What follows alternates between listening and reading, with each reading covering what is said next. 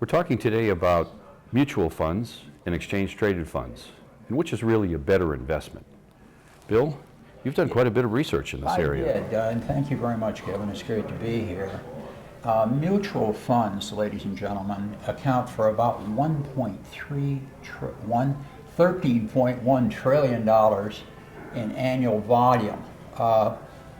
Talking about ETFs, again a comparison, a much faster growing category, generated about $1.7 trillion in sales just recently. Creation of ETFs was authorized, or new ETFs, in 2008. Actually, they've been around since 1993. The largest group of ETFs are called SPDRs. ETFs are low cost, they're efficient because they have lower turnover. The other thing is that they are widely popular in IRAs. You must have a trading account to participate with ETFs, buy and sell, that is. If you remember Governor Portermain in Blazing Saddles, he was saying, work, work, work, work, work. Well, what we talk about with mutual funds is fees, fees, fees, fees, fees. And there are many fees associated with mutual funds. And not many folks really understand the compounding of fees that are embedded in these mutual funds. First, there's management and transaction fees. So somebody's got to look after this portfolio of funds, and those individuals need to get paid, so there's going to be a fee for that.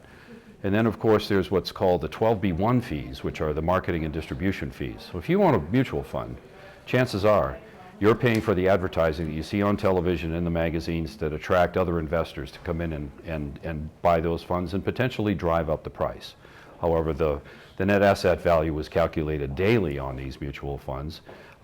There's a mark-to-market that takes place at 4 o'clock in the afternoon every day, where all of the holdings are priced and a net asset value is assigned to that particular fund. Now, besides fees, you're subject to tax. Even if your mutual fund goes down over the course of a year, you may receive a 1099. Now, why is that?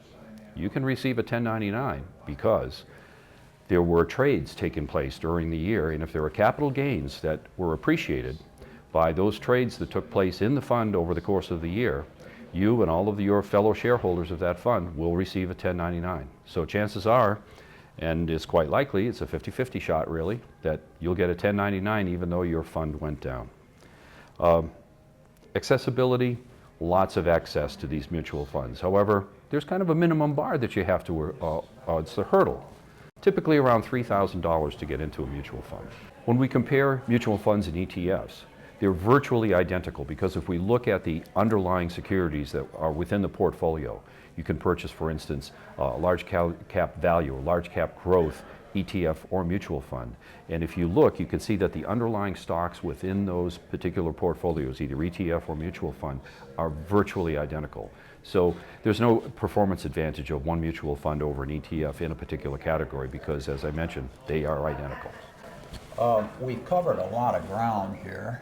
Let me do a recap, if I may. Selection choices, as Kevin pointed out, they can be similar in internal portfolios. The cost of ownership, mutual funds are generally higher. Trading flexibility, ETFs have it hands down. You can trade them any hour during the trading day.